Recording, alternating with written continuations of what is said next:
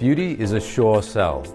With just a handful of exceptions, most things are made more marketable, more desirable, and more prestigious by being aesthetically beautiful. So not surprisingly, the global aesthetic medicine market was valued at over $99 billion US dollars in 2021. In 2020, Americans had over 140,000 non-invasive body fat reduction procedures carried out.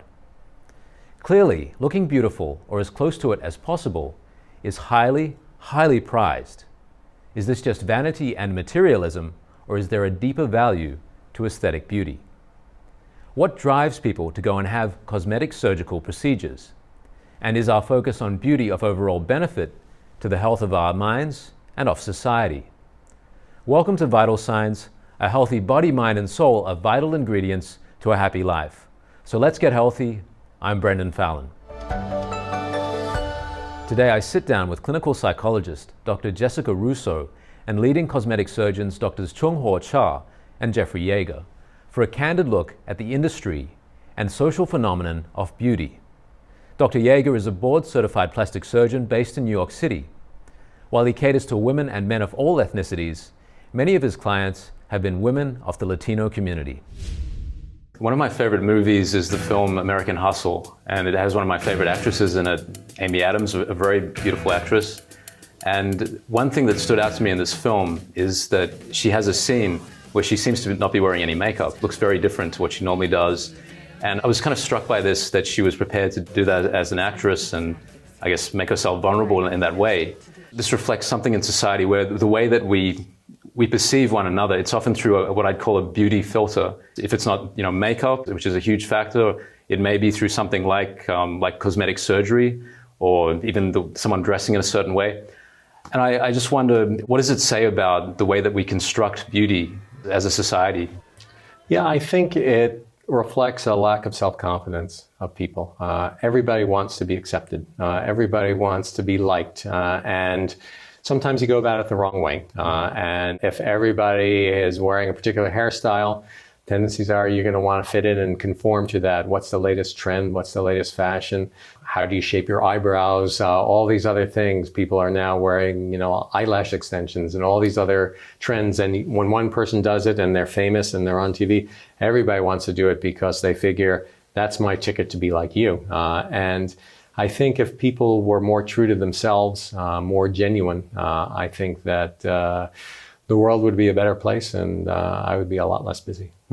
We consider having cosmetic procedures. Women wear makeup, even men wear makeup. We do all these things, like a buffer before we interact with one another. And I wonder, what do you think that says about us as a society, that we have this filter that we engage with each other through? I think what it says is we don't trust that we'll be accepted, and that's a big thing. And evolutionarily wise, it's always been important, right, that we need to be accepted by our clan. If you're not accepted, if you're not included in the group, you don't survive.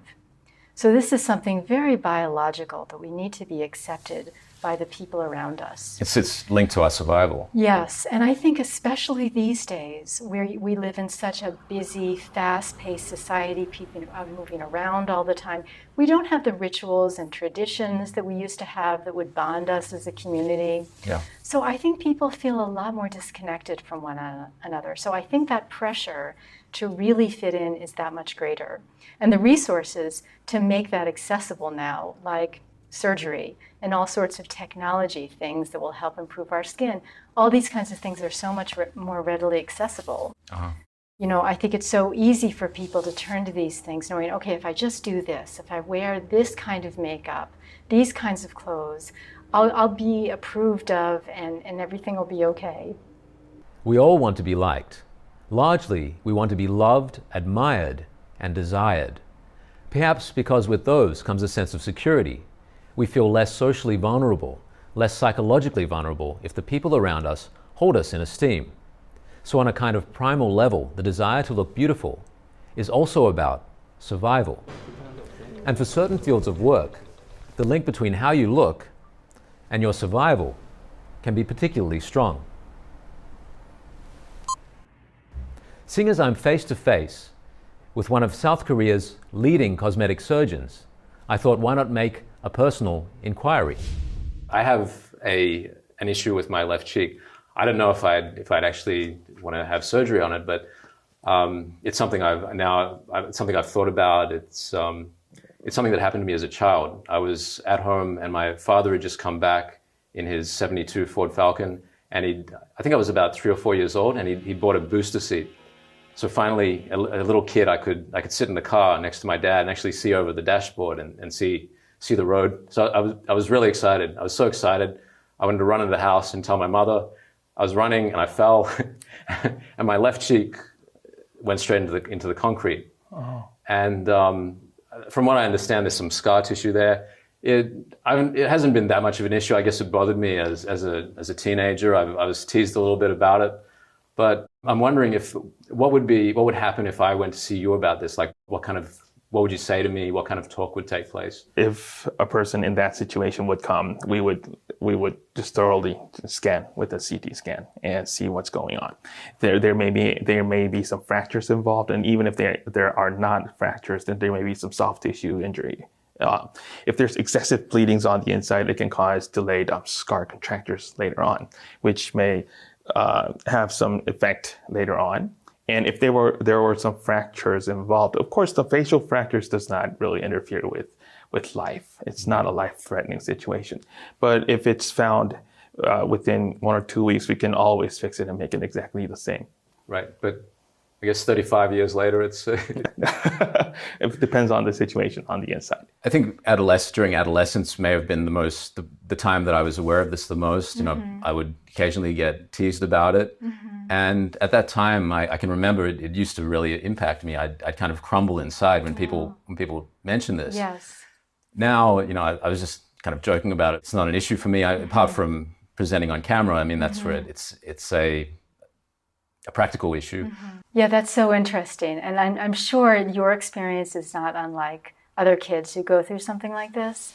And we do get resiliency from struggling, from having difficult experiences.